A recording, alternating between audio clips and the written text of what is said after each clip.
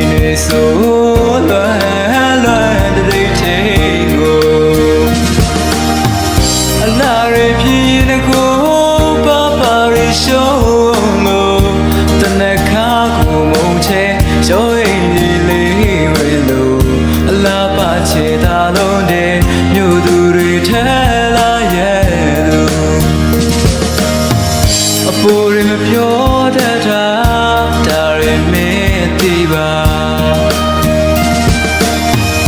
ညတာရှိလျက်ရရဲ့ရှိချက်တော့မပြောင်းခင်မို့ကွာမင်းနဲ့ဝဲခီးဆက်ချင်လျက်ပါ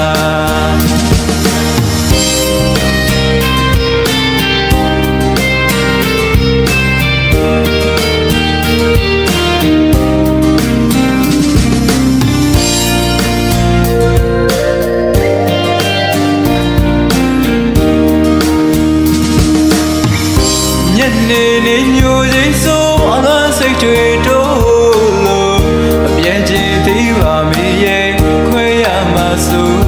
လို့နှုတ်ဆက်ချိန်တွေဆိုလွမ်းတဲ့ချိန်ကို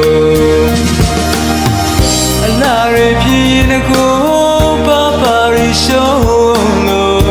တနခါကိုမုံချဲရောအိမ်လေးလေးဝဲလို့အလားပါချေတာလုံးတဲ့မြို့သူတွေထဲလာရဲ့အပေါ်ရမပြောတတ်တာဒါရမင်းသိပါညတာရှိလျက်